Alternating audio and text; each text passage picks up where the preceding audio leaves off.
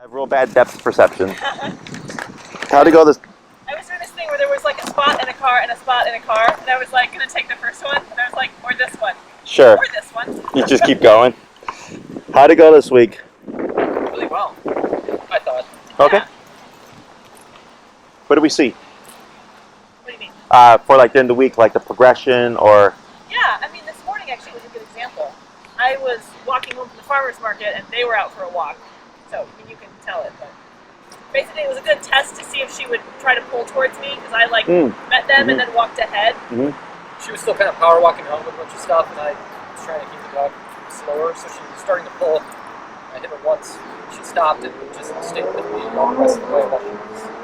Well, she could see me walking ahead. Sure. So, Yeah. good. Yeah.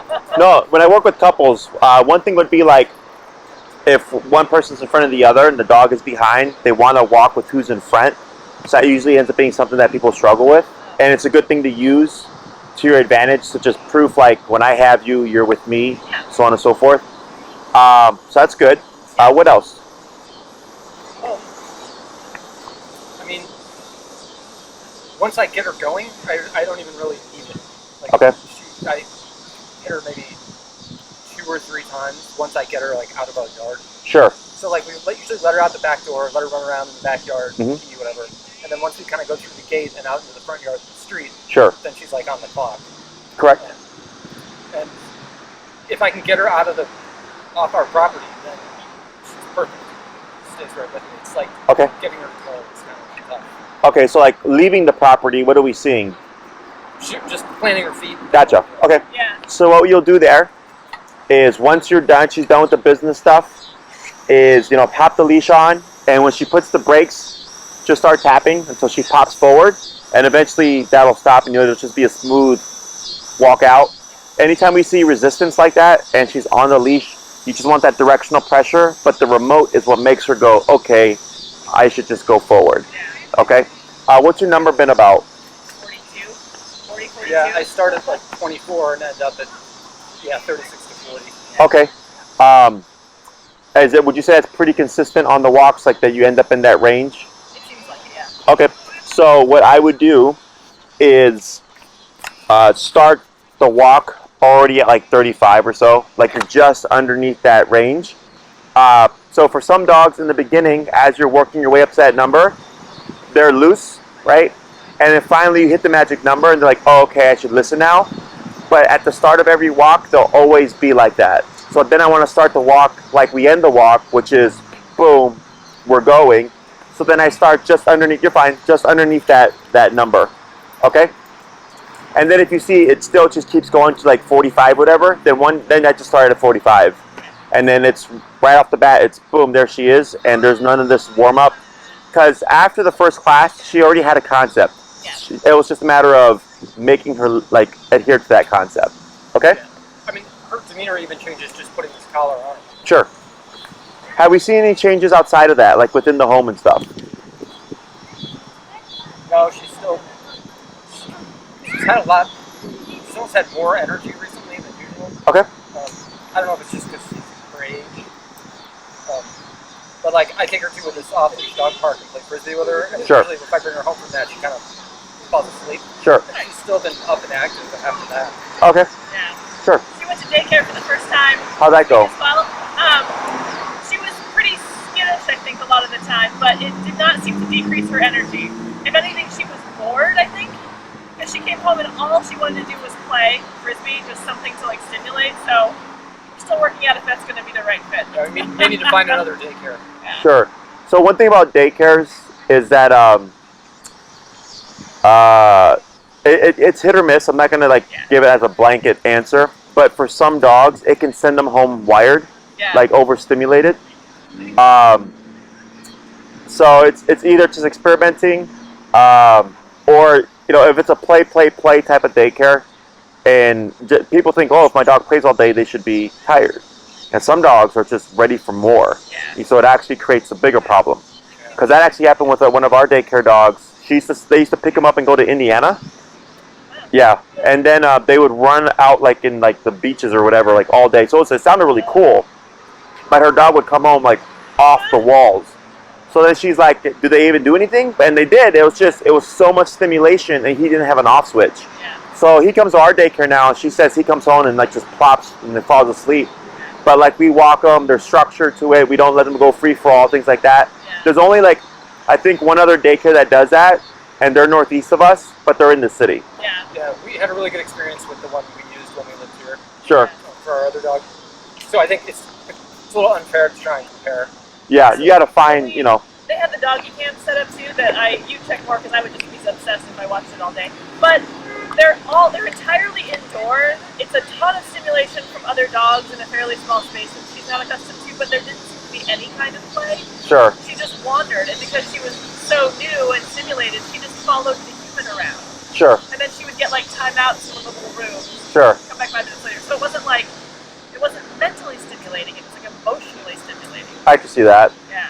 And it could take a couple of visits before she starts to settle in. Yeah, she didn't like the dog park the first couple times either. Yeah. Now she loves it. So. Yeah, so I wouldn't personally cross it off the list quite yet, but see what happens. Yeah, yeah. Anything else? Nope. Okay, so let's go ahead and do a quick review. Just show me what you've been practicing. I want to see how it looks, make sure we're remembering everything correctly, and then we're going to move on to the next thing.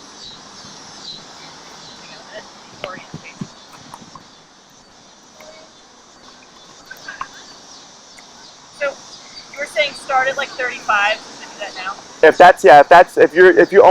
If you always go to 40, 45, then I start just underneath it.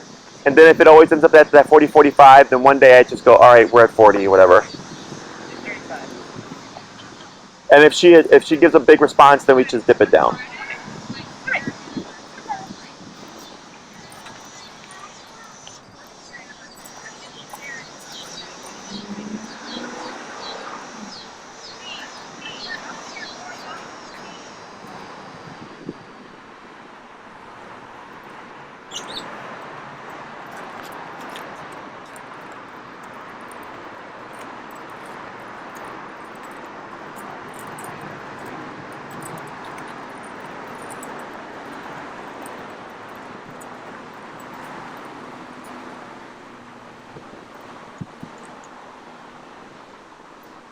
Very good.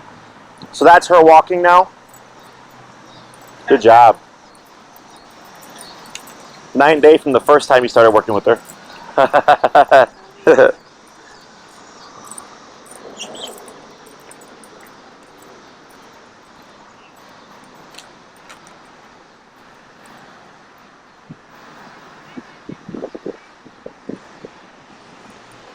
Very good. Now have you slow to a stop right in front of Corey here.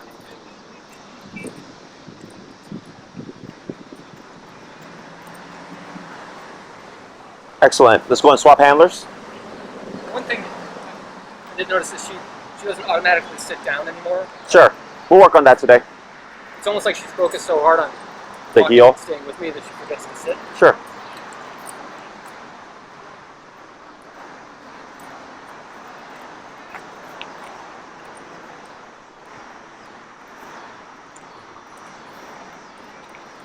I can't believe this is 1 week.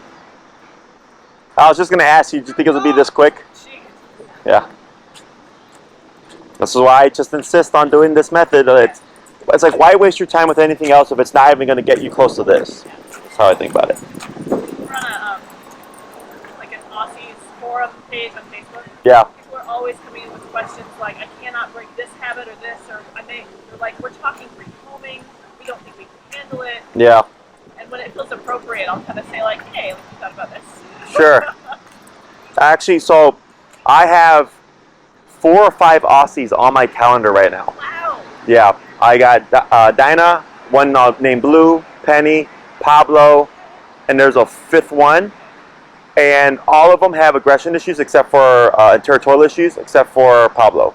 Only one Aussie is like completely social. Yeah. Is Blue or Red Merle? He's a Blue Merle. Yeah. I just met a Red Merle in my park. Named Blue? Yeah. No, you won't find this guy at the park. They're still working on that. But he's made a great progress. But the one Penny's owners, we actually had a Zoom session because we're working on stuff within the home. And then he was like, you should do a PSA where it's like, hey, don't get an Aussie if you're not ready for this, you know? But It's any breed really, you know. And it's funny because I get waves of breeds. Like I'll get a lot of pit bulls, then I'll get a lot of German shepherds, and then I'll get a lot of like Aussies, and I'll get a lot of like Chihuahuas, or I'll get like a lot of like dog aggression cases or a lot of separation anxiety cases. Like it's always waves of something. Yeah. Right now it's Aussies, so funny. it's funny. Yeah. So all this looks really good, right? So good job. So what we're gonna do here is we're gonna work on the second half of heel, which is adding the cue. Is getting the cue heel, so that we have a verbal on switch, and then we're gonna start working on body language. Okay. So since Dinah's on our left side, we're gonna cue the word heel first, and you're gonna move forward with the left leg. Okay. So it's gonna look like heel, left leg, and we're walking. Slow to a stop. For the auto sit, what we're gonna do here is what I do is I pass over, so I'll have remote over here.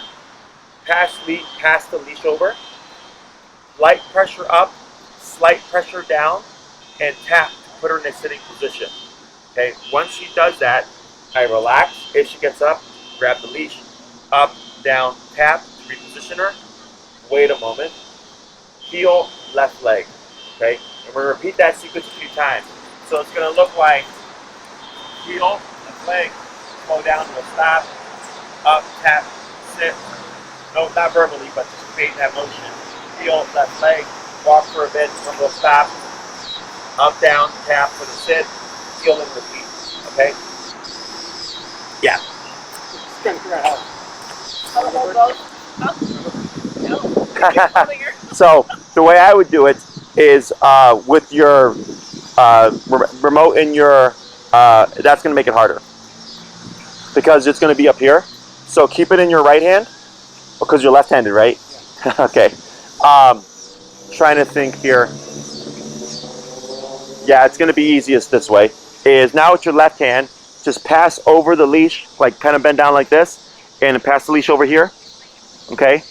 Now with your left hand, you would do that exactly. So you would put pressure on her hindquarters as you pull up with your right, like that, to get her in the sitting position, and then you would go back to how you were before. And when do I zap her? When you get that up and that light pressure down, you'd give the tap right there to go into sitting position, and we'll actually go in and dip it down. Let's go to we're at 35. Let's go to 22. So whenever we're teaching anything new or stationary command, we always go down lower because too much power makes them fidget. Okay. So let's go ahead and we're going to do heel, left leg. Heel. Good. And then when you're ready, you're just going to slow down to that stop. Now here, pass the up, tap, tap, and praise. Good girl. Let's go ahead and go from 22 to 26. She didn't look very fazed by that. And we're going to do a heel, and I'm going to have you just heel a bit and then turn and come to a stop when you're coming this way.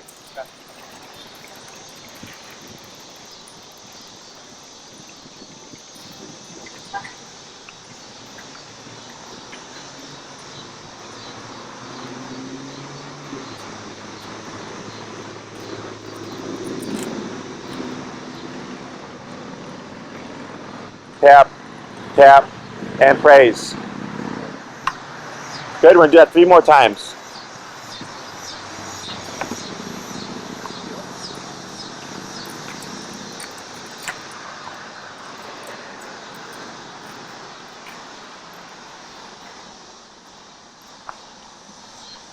Tap, there you go, and praise. And I'm not going to care how she sits, I just care that she sits, okay?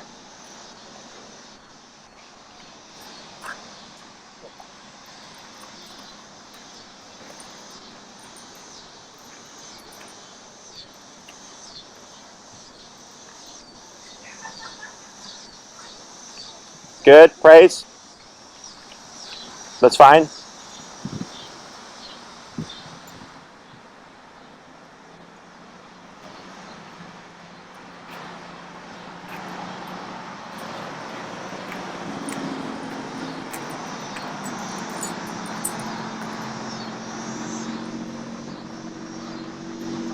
Good. So that last one seemed easier. Yeah. On the first few, she felt like she was tensing up a bit. That one looked like she complied and just kind of gave into it, right? So now what we're going to try, we're going to do same thing, but instead of putting pressure on her hindquarters, you're just going to lightly pull up on the leash and tap so you won't have to like do what you've been doing. And we're going to see if we can transition her from needing that double pressure to just the light pressure up with the tap to get her in that position, okay?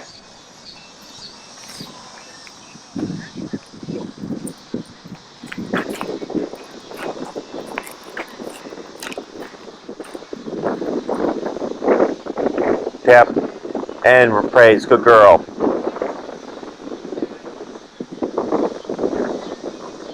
Good. We're going to do that 4 more times.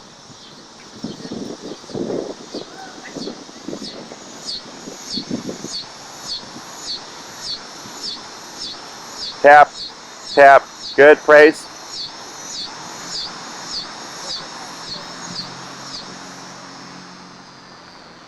Go ahead and go to 30.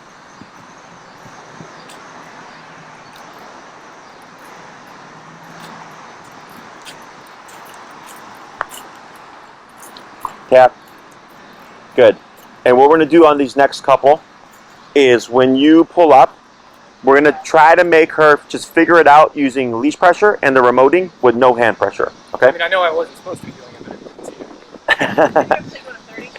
Oh, no. All right, and go to 30, yep. Okay, we're going to try it again. Yep, forward, just forward, forward. Tap, tap, forward, and relax. Keep forward, tap, tap, tap, tap, tap, tap. Now bump it, 35.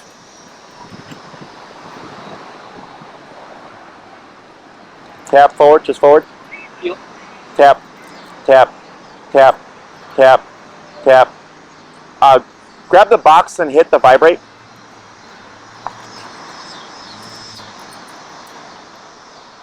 It's vibrating? Okay. So then now 40.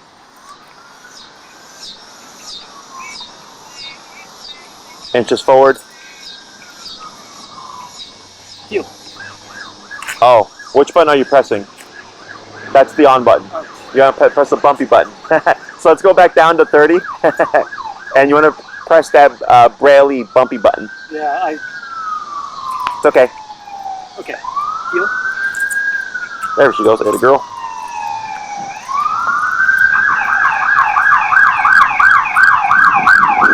Up. There you go. And praise. Good girl. Good. 2 more.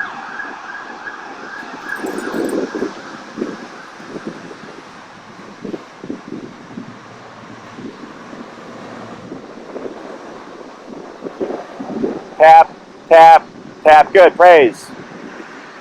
1 more.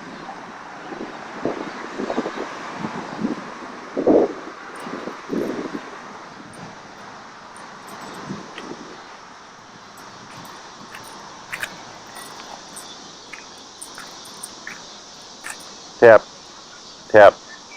Good. Good. And we're going to pause right there. Excellent. Pressing the right button helps. Yeah. It's okay. It happens.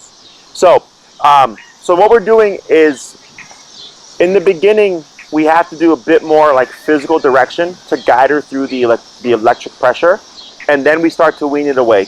But I wean it away as quickly as possible. For dogs, the longer you keep it in effect, the more reliant they become to it. Okay. So dogs progress very quickly. So I tell everybody, like, I can have a dog fully off leash trained in 2 days. Okay. Because as you can see, this works very quickly. So teaching the concepts and getting it there is quick. Like, dogs learn very, very fast. Then it's just a matter of applying it to life. Okay. But here I'm teaching you guys to teach her. And that's what delays things. So as soon as I start seeing the dog making progress, I start weaning away things. Otherwise, we just prolong needing all these training wheels and stuff like that. Okay. So what we're going to do here is, good job. We're going to go ahead and swap handlers.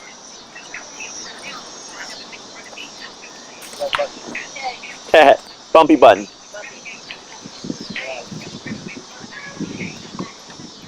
Or start using my thumb instead of my finger. Sure.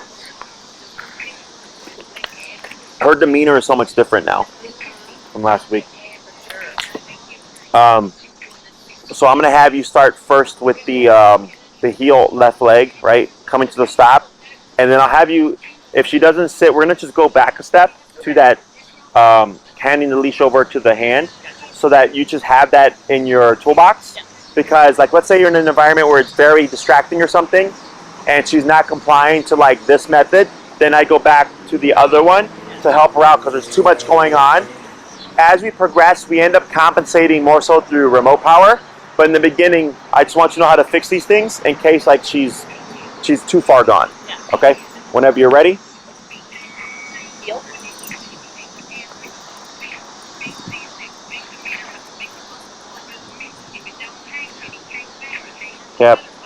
Tap. Good. Sorry. Right. Now I was about to point that out.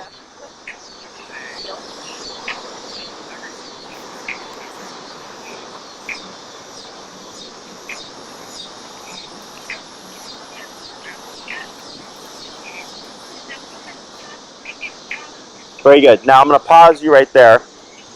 Can you see the difference between the last time how you did it and this time? Yeah.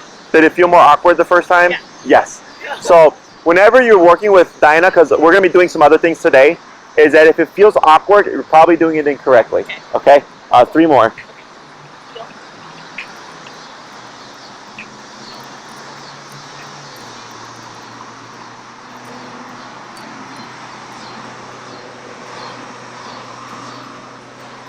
Good job. Yeah, there we go. She's already getting it. 2 more.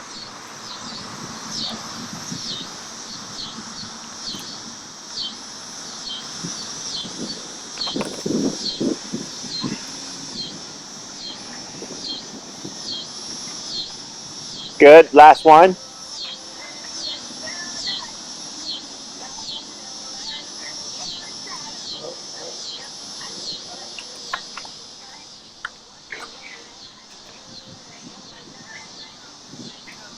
Perfect. Now what we're going to do is go to the second step that Corey did, which is instead of doing all that, now you're just going to very lightly up on the collar and tap until she puts her butt down. Okay?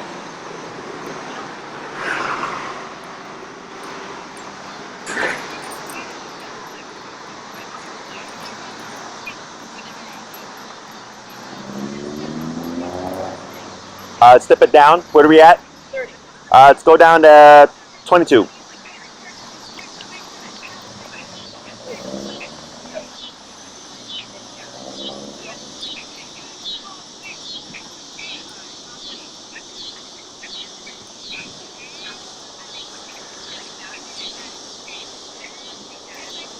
Uh, 12. Go down to 12. Yep.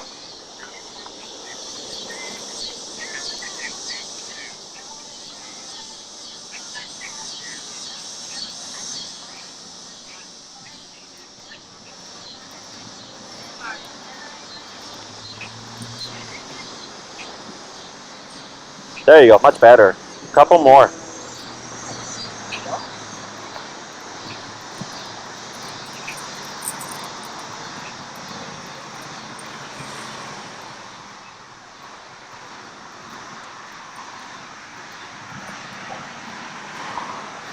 That's okay. Praise. We'll do one more. Up, yep, tap, tap, tap, tap, tap. 16. Good, that's okay. Last one.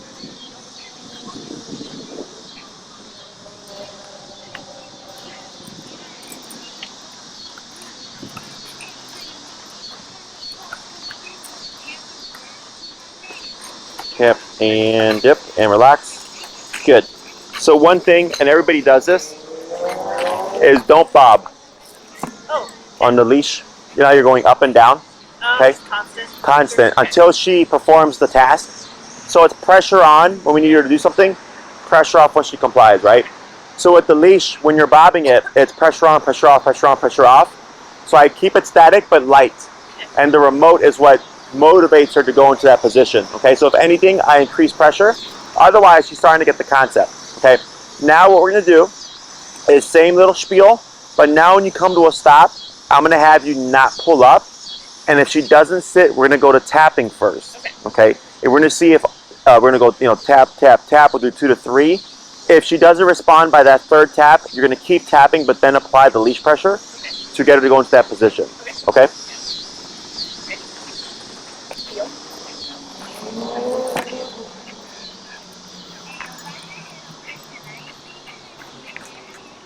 Tap, tap, tap.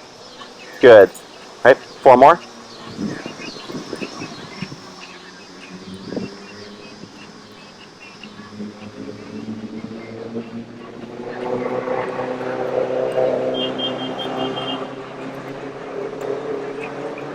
Tap. Right there. Good. Good. 3 more.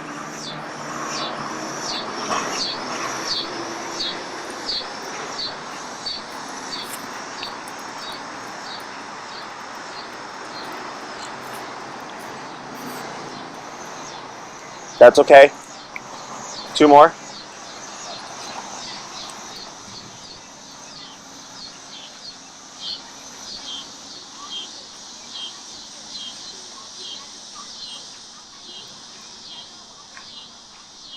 Tap, tap, tap. There we go. Good. Last one.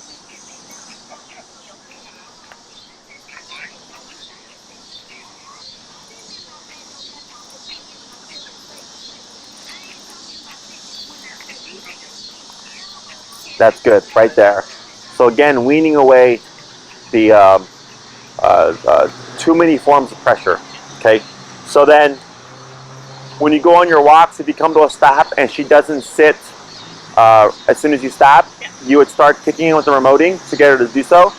If no response, then up. If no response, then hand over to the hand. Okay. The other thing that you can do is, if she doesn't seem to be catching it on her own, is simply playing with that number. Right. So earlier you saw the big jolt, so I was like, that's too much. We go down, then we have to go back up again, right? Because we're teaching something new. But then once it becomes like a pretty solid concept, then it doesn't really matter what number you come in, because then even if it's like, oh crap, what was that? It's, sorry, forgot to put my butt down, okay? And eventually, so what we're trying to teach her is, by putting the tap first, the only way to beat the tap is just to automatically sit.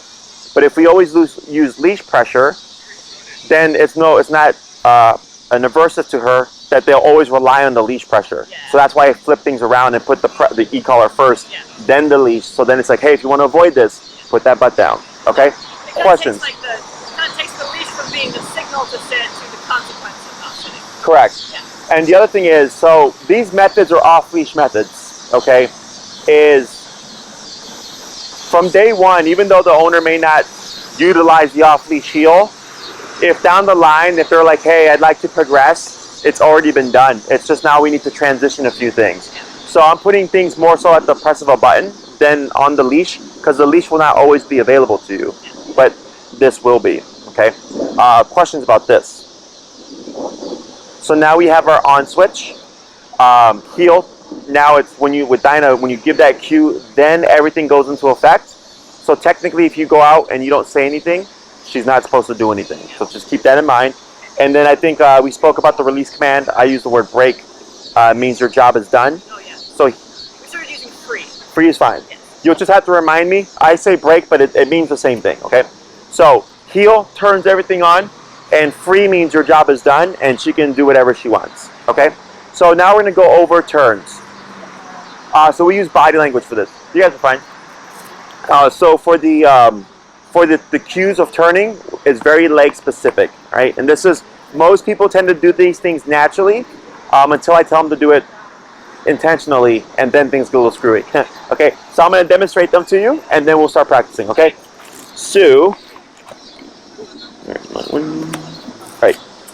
So, we'll start with the crossover turn, which is a left turn, okay? So we'll be crossing over Dinah. This is the hardest turn for people. So, Dinah's here on my left side. You cue the word heel. Now we're walking, right? Before we turn, what would we want to do? Correct, right? So we want to make sure we slow down. Oh, okay. You have to make sure you want to slow down. And we're going to time it so that when we turn left, you're going to use your right leg to lead that turn like this, okay? And I like to use the sidewalk as my guide. So for now, while you're learning, I like to hug against the right side, heel, left leg, moving, I want a left turn, so I slow down and time it so it's going to be right leg. And you're going to be turning it, you're fine, at a sharp 90-degree angle. Then left leg, and then right leg again. Go back to the opposite way.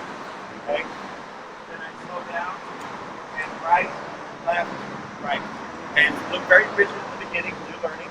Slow down, right, left, right. Okay?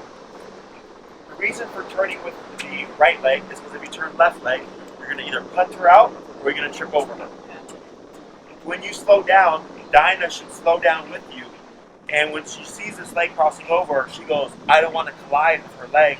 So she's either going to naturally stop or pivot with you. So when you come through with the left leg and you come through with the right leg, it should feel very fluid. Okay? Some dogs can be a little dense and you might have to like plow through a couple of times. We'll see how she does, but most of the time, dogs will just pick up on the cue. Okay? When it comes to the right turns, it's opposite. So instead of using the right leg, we use the left leg. So you're hitting the leg opposite to the turn. So if we're walking, we're going to slow down, and we're going to extend our left leg, go back on our right leg, and go with our left leg. Now we're going back the opposite way. So then it's left, right, left. Then you slow down, then it's left, right, left. Left, right, left. Okay? So these are both kind of like 180 turns, except one is a more like a U-turn, and the other is an immediate pivot. Okay? So this turn looks familiar, right? What you were doing last week, but last week it was unannounced. It was, oh, you're ahead of me, right? That always remains the same. When Dinah's paying attention, it would be unfair to just turn unannounced because she's not going to catch them, right? So we use these leg movements, kind of like blinkers, to let her know, like, hey, this is what we're doing. So when we extend that left leg, you should see Dinah start to swing around. So by the time you're in the right leg going forward, we're in unison. If Dinah keeps going, what's that tell us? Maybe we didn't slow down enough. What else? It's similar. What else?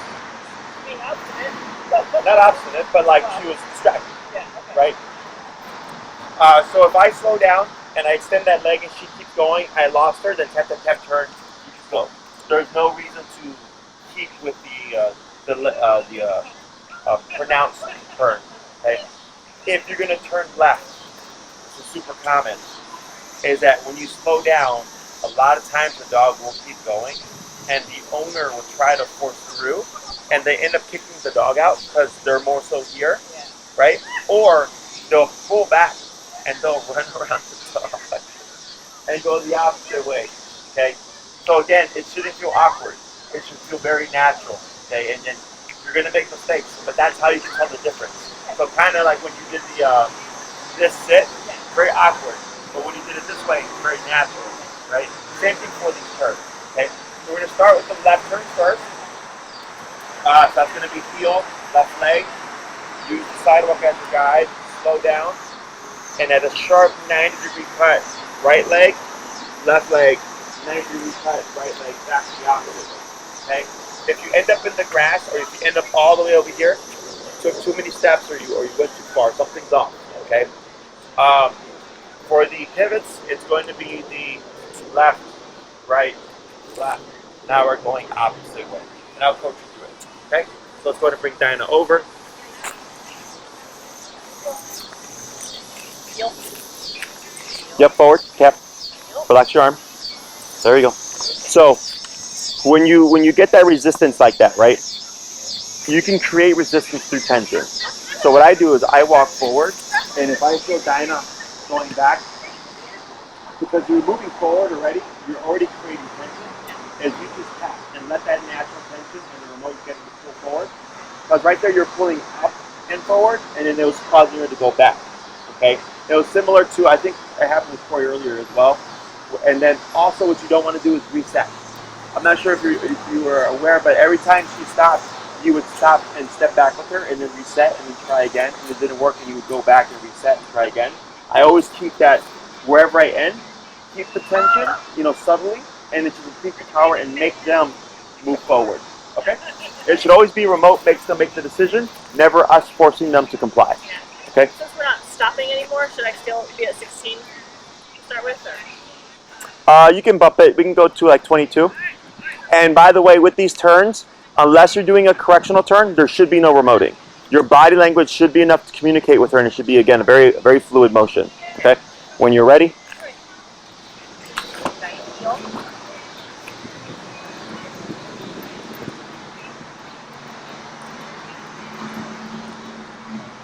Right, left, right. You got it. Good job.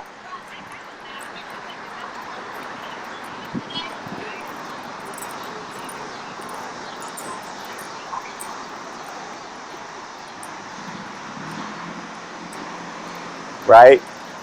Power through. Okay. Do you know why that one didn't work out too well? She was a little bit ahead when you started turning left. So there you would do the correctional pivot, tap, tap, to sync her up, and then try again. Okay. But you saw how right off the bat, it was just like weird, right? And then she fanned out that way, because when she was so far ahead that by the time the left leg came out, it pushed her out like that. Yeah. Okay, so we'll try it again. Sat right away. Got a bike, by the way. Oh.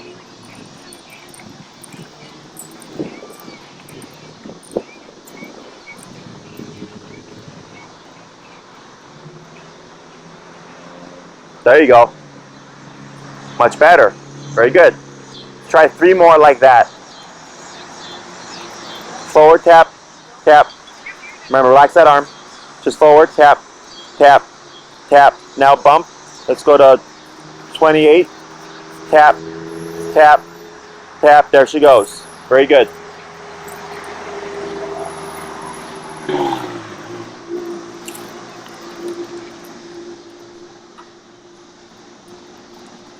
Now,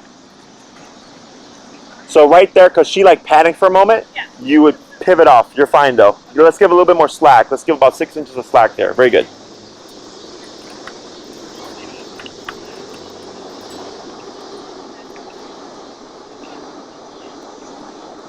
Yep. You got it. Very good. Couple more.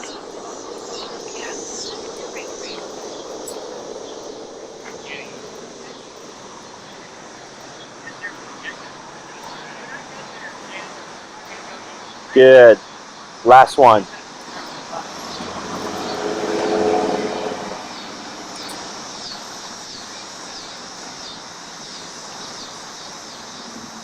Right there. Very good. Much better. And slow to a stop. Yep. Very good. Excellent. Okay. Now we're going to do the pivots. So that's going to be the left, right, left, and then we're going to do one more little exercise after that. Then we're going to swap handlers. Okay. And still stay to the right side. That's why we do the shark pivot. For the left turns, yes. For this turn, it doesn't matter. Okay. Like here, you could be in the middle or whatever. You're fine.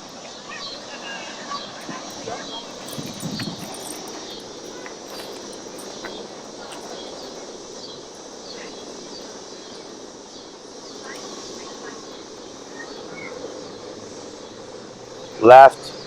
Very good. Very good. 4 more.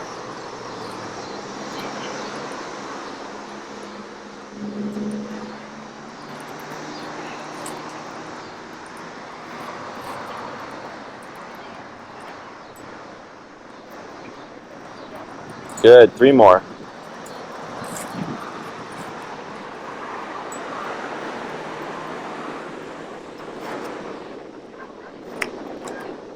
Good. 2 more.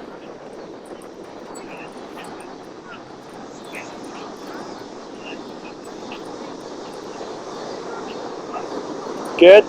Last one.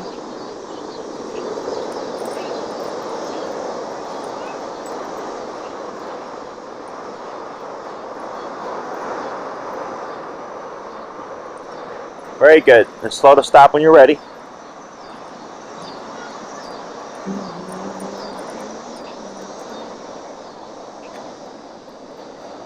Excellent. Okay. Now what we're going to do is you're going to use these turns interchangeably. You're going to switch from left turns to pivots, however you want. So you can do like a bunch back to back and then swap them up and all that stuff. If your body language and the slowing down is all correct, there should be no need for remote here. Okay, unless she gets distracted. And if your intention is to stop, if your intention is to left turn or something, and Dinah is not paying attention, always correctional turn. Okay, and then try again. Right, whenever you're ready.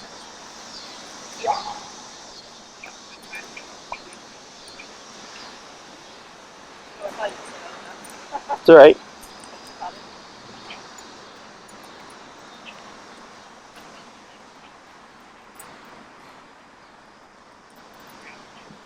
Good.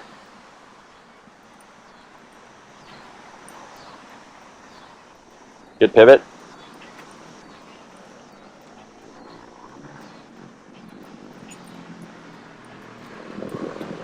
Good pivot.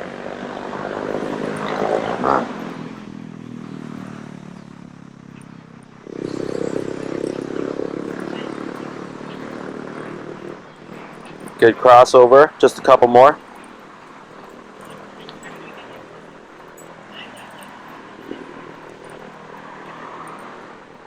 Good, and the last one.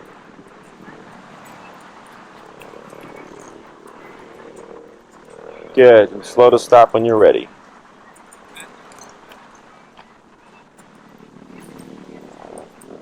Very good. Let's go and swap handlers.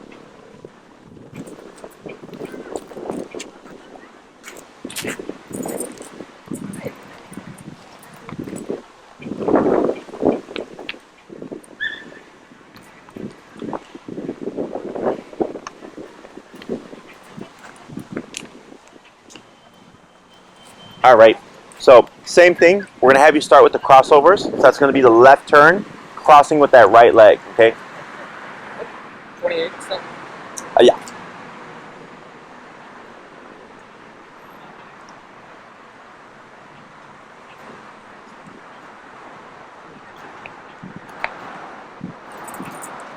Good.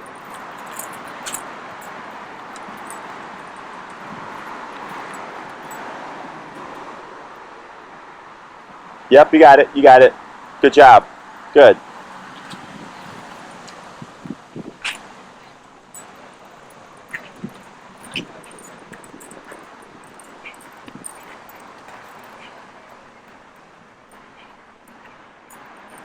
Very good. 3 more.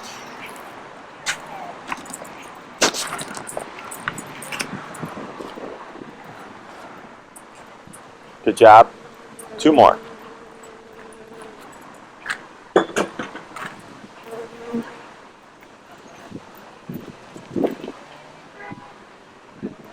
Excellent. Last one.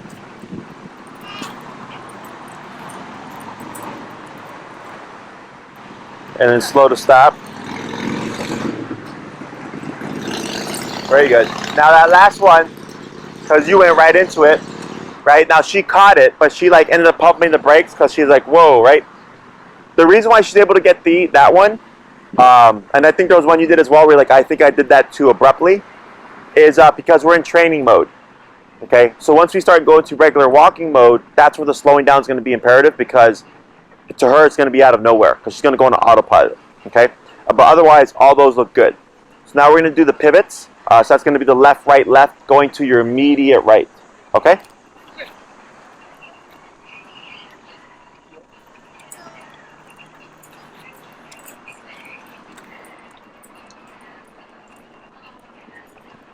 Perfect.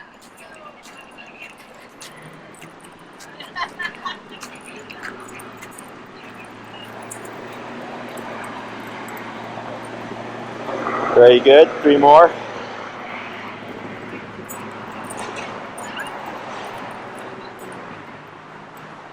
Two more.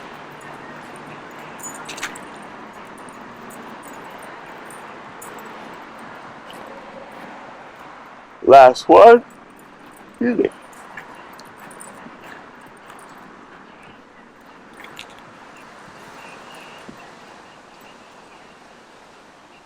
Excellent, and slow to stop when you're ready. Yep. There we go. Excellent. Now you're going to do the same thing. You're going to just go in between those turns randomly with the pivots and the crossovers. Okay? Yep.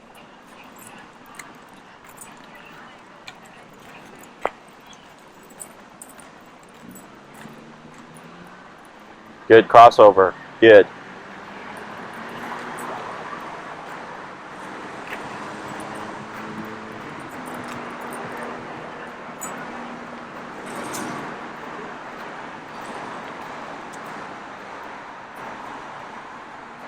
Very good.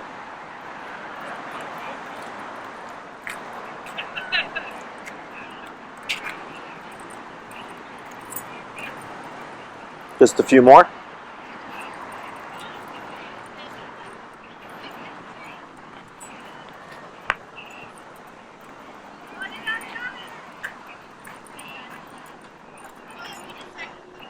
Excellent. And slow to stop when you're ready.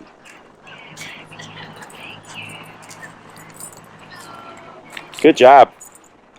That, ladies and gentlemen, is heel. Okay, so it's a two-part exercise. Last week we focused on Dinah, paying attention to you. Made it simple. Now that she's doing really well with that, now I work on you. So the heel, like someone had compared it to dancing. In dancing, there's a leader and a follower. And a very good leader can make an inexperienced follower look good because they know how to lead well, right? Same thing for dogs.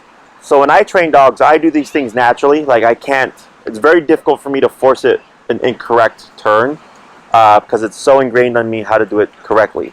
So when I train dogs right off the bat, they progress faster because I already know what I'm doing and they're following those leg movements. So we didn't spend time teaching her that, you know, right leg means this and left leg means this. We just went into it, and she very naturally fell into that kind of follow mode. And I don't know if you guys noticed, but she started looking up at you. She started stopping and like watching and observing and pivoting and moving with you very naturally, because dogs are masters of reading body language. Okay, so first thing was get her attention.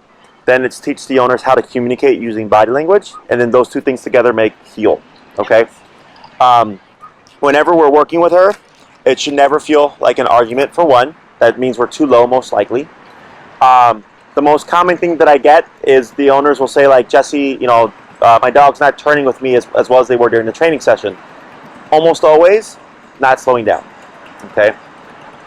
Especially when they explain to me what's going on, I can tell, I'm like, no, you're not slowing down, okay? So, what I suggest while you're getting this into your muscle memory is before your walk, you know, let her do her business, get out into the driveway or, you know, off onto the sidewalk, whatever. Do 5 heels to stops, 5 heels to left turns, and then 5 heel to pivots. So you're going to cover like so much ground, right?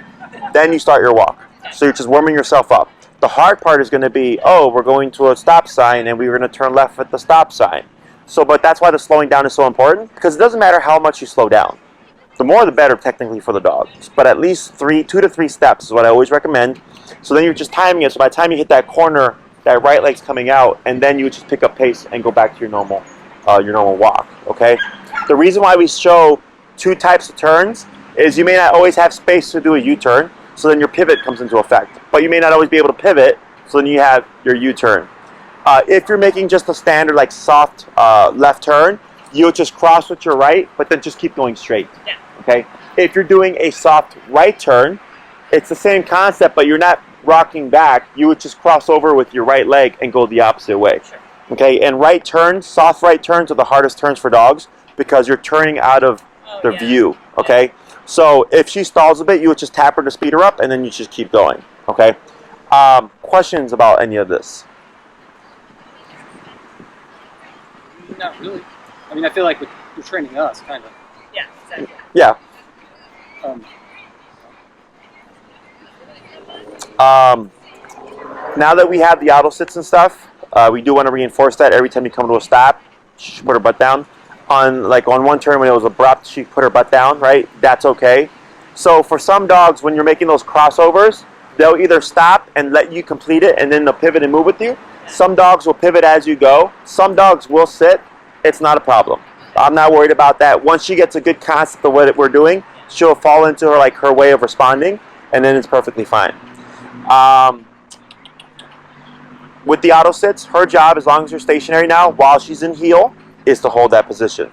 Okay? So if she were to break out of it prematurely, you wouldn't say anything. You just lightly pull up, tap to reposition her, or use that crossover with the hand pressure to tap her into the sit, and then go back into that relaxed position. So if you stop and like maybe you're gonna have a conversation with the neighbor or something, she should be right there. Yeah. Okay. Now, if you don't want her to, because what may happen is she'll like lay down because she's getting tired of sitting. I correct that. Okay. So heel is walk with me, stay with me, sit when I stop. It's not lay down when I stop. Okay. So you would lightly pull up and tap her until she pops into that sitting position.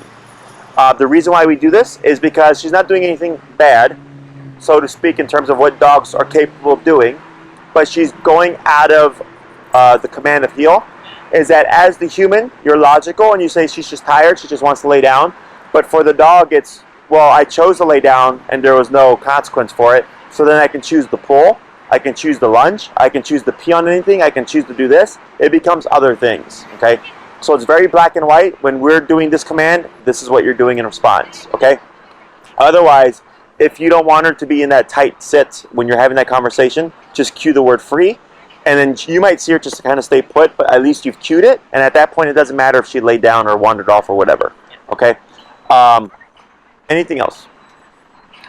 I'm probably getting ahead, but is there anything we can start doing about the fence thing? Yeah. So, so this is all enclosed, correct? Yeah. Okay. So have her collared up 15 minutes prior. Let her go outside. And what is she barking at? The neighbors. The neighbor. Okay. The fence. Okay. So then once she starts barking, I prefer not to say anything. You'll start at your typical obedience number, so you could be at 35, and just tap as she's barking, right? Tap, tap, tap. No response, 40. Tap, tap, tap. No response, 45. Tap, boom. She pulls off of the fence, and she's like, what the hell was that, right? But then she goes back to barking. Tap again on 45. She pulls away. Tries one more time, tap. She pulls away, walks away, and lays down in the yard. Okay, so you've just disrupted the reactivity along the fence, okay? But we start lower, we work our way up. We don't just come in and slam the dog, okay? And you may be as high as 70, 80, 90 or whatever because she's stimulated, or she might be perceptive to it and get it at a lower level. That's why we start at the obedience level, work our way up. The reason why I don't say anything is you're trying to teach her that the activity of fence barking is not wanted. If you say quiet, then technically Dinah can bark until you say quiet. That's how a dog brain works, right? Because as a human, if someone said, hey, you don't take things that aren't yours, you can just go, okay, I don't touch things or take things that aren't mine, right? Dogs don't do that. For dogs, it's, oh, I tried barking and there was a consequence for barking and there was no warning. So I'm not going to bark anymore. But if I hear no bark and then the consequence, the dog thinks, well, technically I can bark until I hear no bark. They don't apply it as, oh, it means permanently don't bark, okay? So you can start addressing that. Anything where she's going to be in an enclosed area, like, you know, digging, barking at the fence, you know, maybe barking out the window, whatever, you can just apply the remote now as a consequence to stop the behavior. I wouldn't do anything where she would be off leash in an unenclosed area because I don't want you to remote her and have to go up higher and spook her to send her away, okay? Until we cover recall, which to cover recall, we can start that as soon as next week. You'll need a long leash if you don't have one. 30 feet is the perfect length in my opinion. Oh, okay. If you don't have one, not a flexi, just I have a cloth one. You have a cloth one? Excellent. That's that long? Yeah. Oh, I didn't know that. Awesome. So that longer is fine, but 30 feet tends to be like just the perfect length. And then we can start recall next class. In terms of the behavior within the home, please make a list, right? Things that you want to stop or whatever, and then shoot me an email with that list, okay? A lot of times what seems like 20 different things is like 3 things, okay? It's just because the approach is simple. It's just don't do that. For other things, there might be a little bit more of like a nuance to it, but for the most part, it's usually just consequence. And then we'll review, we can set up a Zoom or whatever. And that doesn't, you don't have to wait a week for the Zoom. It's once I got the list, if I need to send you anything, I will. And then I'll say, you know, watch these videos and give it a few days and then schedule your Zoom. And then we can do that in between classes because it's really just like FYI, fill in the blank stuff. Okay? Anything else? No, but the fence thing is interesting because this week we both ran into the same neighbors. When we were walking her outside of the backyard, and she's fine. Yeah. And then she and I were at the dog park, and she's playing. There's all these other dogs. It's a huge meadow. Mm-hmm. And somebody came by walking like 4 dogs outside the fence. Yep. And she barked at them. Yeah, because it creates a territory. Yeah. So fascinating. It is. Yeah. dogs' brains don't work like our brains do. Okay, so because you know that person walking outside the fence is just someone walking their dogs, and she's like, "Yo, who are you outside our territory?" You know, and you may think like, "Well, why does she recognize the neighbors from outside the fence to behind the fence?" And it's that line. Okay, it's that's why like sometimes I've had clients where their previous trainer will tell them like put a barrier up when people come over, and they'll say like it's made the dog more aggressive. Yeah. I'm like, yeah, because you put up a barrier now. I'm like, we don't put a physical barrier, we always put up a mental barrier, which will cover like because there was like the front door, there was issues with the front door, am I correct? No. Front door. Was there some kind of territory, maybe I'm getting her confused with another Aussie? Well, maybe, yeah. Yeah. No, it was mainly the backyard was the territory thing. Okay.